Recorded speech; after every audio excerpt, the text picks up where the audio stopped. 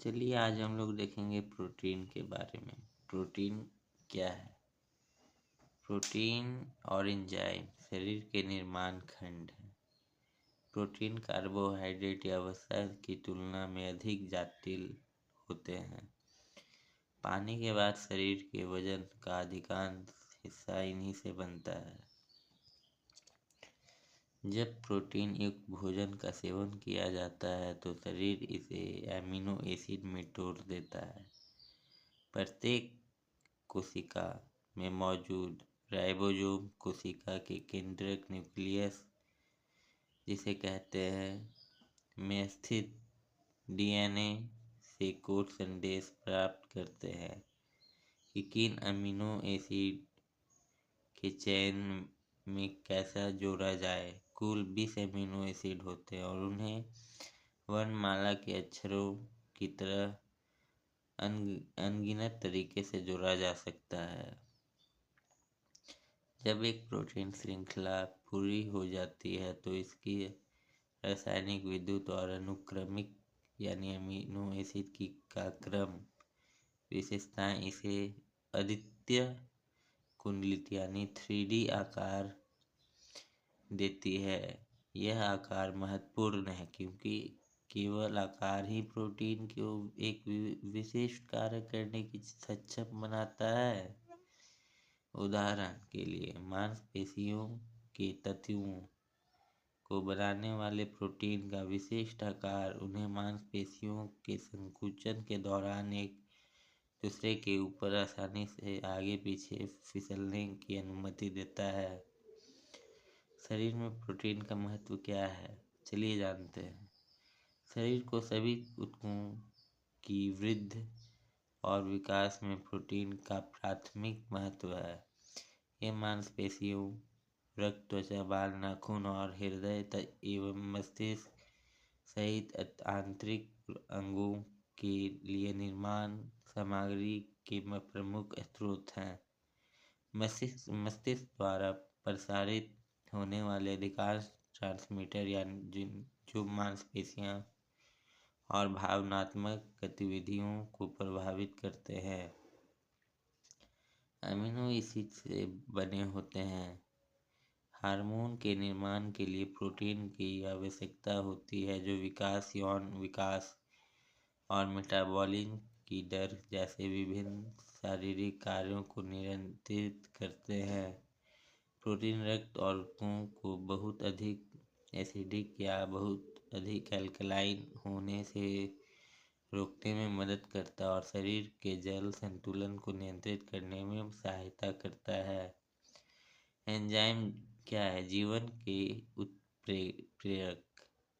Enzyme वे protein है जो शरीर में सभी रासायनिक प्रतिक्रियाओं के लिए कैटलिस्ट के रूप में कार्य करते हैं। यदि एंजाइम न होते तो जीवन जारी नहीं रह पाता क्योंकि ये प्रतिक्रियाएं पर्याप्त तेजी से नहीं होती। एंजाइम पाचन, कोशिकाएं, ऊर्जा उत्तक और अंग मरम्मत और मस्तिष्क की गतिविधि के लिए आवश्यक है। प्रत्येक एंजाइम अपने विशेष विन्यास कॉन्फ़िगरेशन के साथ एक अन्य विशिष्ट अणु से जुड़ता है जिसे सबस्ट्रेट कहा जाता है। एंजाइम उस सबस्ट्रेट पर एक विशिष्ट स्थान से जुड़ता है जो ज्यामितीय और विद्युत रूप से अनुकूल है। अत्यधिक ऊर्जावान एंजाइम सबस्ट्रेट में एक प्रतिक्रिया शुरू करता है जो सर्ववांछित परिणाम प्राप्त करने के लिए उसे अपना रासायनिक विन्यास बदलने के लिए मजबूर करता है। एंजाइम विभाजित करते हैं, टुकड़ों को काटते हैं, भागों को एक साथ जोड़ते हैं और वह सब कुछ करते हैं जो आवश्यक है, वह भी अधिकतम गति और सटीक तालमेल के साथ। प्रत्येक सबस्ट्रेट के लिए एक अनूठा एंजाइम होता है, इसलिए शरीर को बड़ी संख्या में विभिन्न एंजाइम बनाने की आवश्यकता होती है। विशिष्ट एंजाइम सीधे आहार में भोजन से प्राप्त किए जाते हैं। एंजाइम की क्या कमी हो सकती है और उसका क्या परिणाम है? एक दोषपूर्ण या कमी वाला एंजाइम महत्वपूर्ण परिणाम दे सकता है। उदाहरण के लिए, यह एक अधिक अग्नाशयी एंजाइम एमाइलेज प्रोटीज या लाइपेज की कमी से भोजन का अधूरा पाचन होता है। एक एंजाइम जो दोषपूर्ण है अपने विन्यास में थोड़ा अलग है। वह अपने सबस्ट्रेट के साथ जुड़ने में सक्षम नहीं होता है और इसके परिणाम स्वरूप इच्छित रासायनिक प्रतिक्रिया आगे नहीं बढ़ पाती है।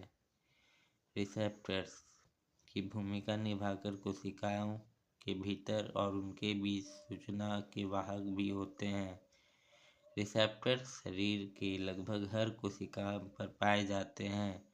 उदाहरण के लिए अगर देखें तो एक बार जब इंसुलिन हार्मोन को उसके रिसेप्टर से अनुमति मिल जाती है तो कोशिकाएं ग्लूकोज को प्रवेश करने देती है और ऊर्जा का उत्पादन शुरू हो जाता है। यदि इंसुलिन रिसेप्टर्स की कमी है तो कोशिकाएं इंसुलिन के प्रति प्रतिक्रिया नहीं देगी और ऊर्जा उत्पादन में बाधा आएगी। साथ ही रक्त शर्करा यानी ब्लड ग्लूकोज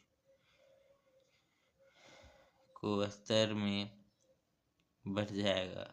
ब्लड ग्लूकोज का स्तर बढ़ जाएगा। ऊर्जा के लिए प्रोटीन का उपयोग। जो प्रोटीन शरीर की संरचना के निर्माण, रखरखाव या मरम्मत के लिए आवश्यक नहीं है, उसका उपयोग ऊर्जा उत्पादन के लिए किया जा सकता है। आहार में अतिरिक्त प्रोटीन एक बार अमीनो एसिड में टूटने के बाद ग्लूकोज या ग्लाइकोजेन में बदल जाता है या वसा के रूप में स्टोरेज में डाल दिया जाता है। जब ऊर्जा के लिए प्रोटीन जलाया जाता है तो यह कार्बोहाइड्रेट और वसा की तरह सफाई से नहीं जलता है, बल्कि एक जहरीला अवशेष छोड़ता है जिसका नाम है अमोनिया। शरीर को इसे बाहर निकालना चाहिए। सबसे पहले लीवर अमोनिया को यूरिया में बदल देता है जो कम जहरीला होता है, तो किडनी रक्त प्रवाह से यूरिया को हटा देता है, जिससे सफाई की प्रक्रिया में अतिरिक्त पानी का उपयोग होता है, जिसके कारण खनिजों विशेष रूप से कैल्शियम की अत्यधिक हानि होती है। यदि आहार में अपर्याप्त कार्बोहाइड्रेट है तो ऊर्जा की मांगों को पूरा करने के लिए विशेष रूप से मस्तिष्क की मांसपेशियों के ऊतकों में प्रोटीन का उपयोग किया जाता है, जिसके परिणाम स्वरूप मांसपेशियां लीन बॉडी मास का नुकसान होता है। प्रोटीन का उच्च सेवन प्रतिरक्षा प्रणाली को उत्तेजित करके एलर्जी और ऑटोइम्यून रोगों को भी बढ़ा सकता है। एसेंशियल अमीनो एसिड क्या है? जिसको हम लोग आवश्यक अमीनो एसिड कहते हैं। 8 अमीनो एसिड को छोड़कर बाकी सभी शरीर द्वारा संश्लेषित किए जाते हैं, जिन्हें आवश्यक अमीनो एसिड कहा जाता है। मांस, मछली, अंडे और डेयरी उत्पाद इन 8 आवश्यक अमीनो एसिड की पूर्ति करते हैं। वनस्पति जगत से सोयाबीन में भी ये मौजूद होता है। सभी आवश्यक अमीनो एसिड को वनस्पति प्रोटीन को मिलाकर प्राप्त किया जा सकता है, जैसे बीन्स को ब्राउन राइस, मक्का, नट्स, बीज या गेहूं के साथ परोसना। यह भी संभव है कि शरीर की भोजन में कमी वाले अमीनो एसिड की छोटी आंत में मौजूद अमीनो एसिड या पाचन तंत्र की दीवारों से स्वाभाविक रूप से झरने वाले अमीनो एसिड प्राप्त कर ले। आज का ये टॉपिक था आपका amino acid, essential of amino acid protein और एंजाइम के बारे में। रिवीजन के लिए सबसे बेस्ट तरीका जो मैंने आपको हर रोज 1 से 2 वीडियो बनाकर दे रहा हूँ, तो आपका भी कर्तव्य है कि चैनल को फॉलो करें और सब्सक्राइब करें, लाइक करें। धन्यवाद।